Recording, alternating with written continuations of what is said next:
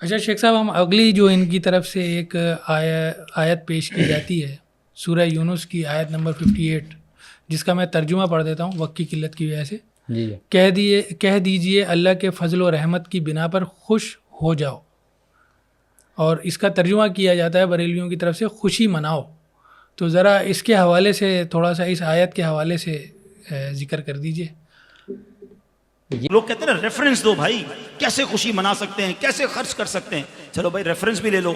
اللہ فرماتا ہے قل بفضل اللہ وبرحمتہ فبذلک فلیفرحوا ہوا خیر مما یجمعون.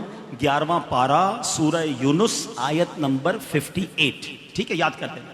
اس کا ترجمہ کیا ہے؟ ترجمہ بھی کیا اعلیٰ حضرت نے کیا. تم فرماؤ اللہ ہی کے فضل اور اسی کی رحمت اور اسی پر چاہیے کہ خوشی کریں، وہ ان کے سب دھن دولت سے بہتر ہے. اللہ کی رحمت اور فضل پر خوشی کریں تو سب دھن دولت سے بہتر ہے. اچھا پھر اللہ کی کوئی بھی رحمت ہو تو خوشی کرنے کا حکم ہے، تو جو سب سے بڑی رحمت ہو، جو سب سے بڑی نعمت ہو. اب آپ ہو سکتا ہے کوئی کہے یار نبی پاک اللہ کی رحمت ہے، یہ کہاں سے آیا بھائی؟ اور پھر قرآن کا ریفرنس دے دیتا ہوں. اللہ قرآن میں فرماتا ہے وَمَا أَرْسَلْنَاكَ إِلَّا رَحْمَةً لِلْعَالَمِينَ. میرے آقا تو سارے جہان کے لیے رحمت ہیں.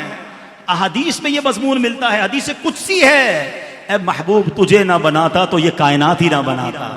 جو وجہ تخلیق کائنات ہیں، جس کے سبب یہ دنیا بنی ہے، ان کی آمد کی خوشی کیوں نہ منائیں؟ تو انشاءاللہ دھوم دھام سے میلاد منائیں گے. یہ اللہ رب العزت سورۃ یونس آیت 58 میں اللہ نے فرمایا ہے کہ قل بفضل اللہ وبرحمتہ فبذلک فلیفرحوا. کہہ دیجئے اللہ کی رحمت، اللہ کے فضل اور رحمت کی بنا پر خوش ہو جاؤ. دیکھیں فلیفرحوا کا معنی جو ہے نا خوشی مناؤ نہیں، خوشی منانا نہیں ہے یہاں پہ. یہاں پہ خوش ہو جاؤ. خوشی طبعی ہوتی ہے جیسے غم طبعی ہوتا ہے، اچانک آتا ہے دل کے اندر اور اچانک ہی انسان کی ہر ایک جیسی کیفیت تو نہیں رہتی ہے. تو خوشی اور غم یہ کیفیت ہے، سمجھ رہے آپ؟ تو فلیفرحوا کا معنی خوش ہو جاؤ، یعنی مسرت کا اظہار کرو. پھر استدلال یہ کیا جاتا ہے کہ نبی علیہ السلام سب سے بڑی رحمت ہے. بالکل جی. تو یہ آیت تو صحابہ نے بھی پڑھی ہے، یہ استدلال انہوں نے نہیں کیا. تو ان کا استدلال باطل ہے. اور اگر خوشی منا یعنی فلیفرحوا کا معنی خوشی مناؤ، فلیفرحوا کا معنی جھنڈیاں لگاؤ، فلیفرحوا کا معنی جلوس نکالو، یہ سب اگر ہم مان لیتے ہیں تو پھر لازمی بات ہے تو صحابہ نے اس پہ عمل کیوں نہیں کیا؟ انہوں نے کیوں نہیں، یعنی نعوذ باللہ انہوں نے اس آیت پہ عمل نہیں کیا. اس سے تو عید میلاد ثابت ہو رہا تھا اور صحابہ محروم رہ گئے، لیکن بریلویوں کو یہ نصیب ہو گیا. نعوذ باللہ من ذالک. یعنی کہ جن کے دور میں کتاب اتری وہ محروم ہو گئے عمل کرنے سے، نعوذ باللہ.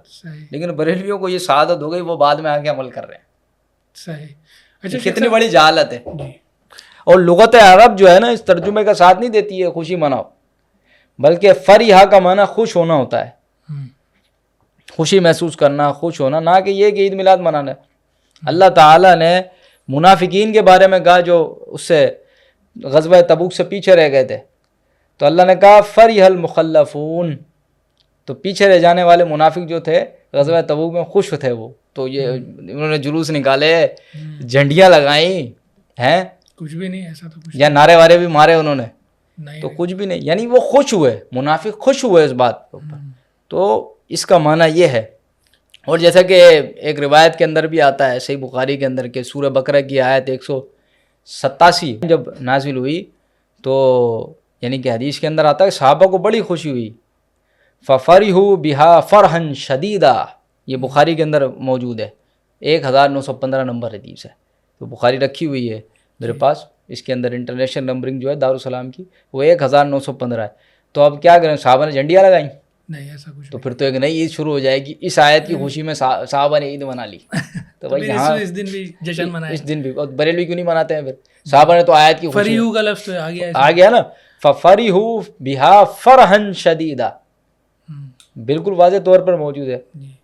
تو یہ کیوں نہیں عمل کرتے اس کے اوپر؟ تو پتہ چلا کہ یہ ان کا غلط استدلال ہے اور ایک اپنی بدعت کو ترویج دینے کے لیے ناکام کوشش ہے، مانوی تحریف ہے. اچھا شیخ صاحب، اگر انہی کا ہی معنی مان لیا جائے کہ اس میں خوشی مناؤ اللہ کی دی ہوئی فضل و رحمت پہ، تو اللہ کا دیا ہوا تو سب کچھ ہی ہے. پھر تو ہر وقت ہی ہم جشن کی حالت میں ہی رہیں، روڈوں پہ نکلے رہیں، جھنڈیاں لگاتے رہیں. آنکھ اللہ کی نعمت رحمت مال میرے بھائی پاس. دیکھیں نا مدر ڈے لوگ عموماً مناتے ہیں, ماں بھی تو ایک نعمت ہے, ہاں تو پھر تو ان کے بریلی لیے فتویٰ کیوں نہیں دیتے کہ مدر ڈے مناؤ, جائز ہو گیا, فری ہو. فری ہو, صحیح ہے نا, خوشی نہیں ہوتی بھائی, ماں کے پیدا ہونے پہ خوشی نہیں ہوگی تو کون ماں کی عید میلاد مناتا ہے؟ Sister day, sister day, mother day, father brother day, اور یہ پھر ایک سب اور آ جائے گا, نعمتیں ہیں یہ ساری. ایک اور آ جائے گا یہاں پہ کہ پھر لوگوں نے گھڑی ہے نا یہ ساری چیزیں, ویلنٹائن ڈے, جی سمجھ گئے نا, وہ کہہ دیں گے کہ بھائی قرآن نے اس پہ, لوگ اگر اپنی معنی چلانے لگ جائیں سلف کو چھوڑ بیڑا کے, غرق کر دیں گے, بازیچے اطفال بنا دیں گے دین کو. اگر لوگ اپنے یہی بات ہے, سلف نے باندھ دیا سب کو کہ بھائی دیکھو قرآن اور حدیث سمجھا جا چکا ہے, جی تم سے پہلے جو لوگ گزرے ہیں صحابہ کرام. ابن عباس کا جب خوارج سے مناظرہ ہوا تھا تو اس میں کیا کہا تھا ابن عباس نے خوارج کو, کہ جن پہ تم اعتراض کرتے ہو وہ صحابہ کرام کی جماعت ہے, جن کے دور میں کتاب اللہ اتری ہے. پھر حضرت ابن عباس نے مناظرہ کیا خارجیوں سے اور قرآن ہی سے رد کیا ان کا. جی جی بالکل, وہ پورا بھی تفصیل نہیں ہے بیان کرنے کا, لیکن یہ کہ ابن عباس خارجیوں کو یہ بتا رہے تھے کہ دیکھو ان کے دور میں قرآن نازل ہوا, وہ تم سے زیادہ قرآن کو سمجھتے ہیں, تمہیں نہیں پتا قرآن کا فہم. تو اسی طریقے سے یہ جو ایک طبقہ ہے ہم ان کو کہتے ہیں کہ صحابہ کو زیادہ پتا تھا اس آیت کا, انہوں نے عمل نہیں کیا. اور ابو حنیفہ رحمہ اللہ نے عمل کیوں نہیں کیا اس پہ؟ جی, اور کیونکہ مقلد کے لیے مقلد کا قول دلیل ہوتا ہے. اس کی وجہ یہ ہے کہ آپ تقلید کے دم بڑھتے ہیں تو بھائی امام ابو حنیفہ سے اس آیت کی تفسیر دکھایا نا, انہوں نے یہ معنی کیا ہو. جی بالکل, یہ صرف بریلوی حضرات کی کارستانی اور کچھ بھی نہیں ہے. چلے اللہ توفیق دے. ہاں, ہدایت کو عمل کرنے کی اور سمجھنے کی.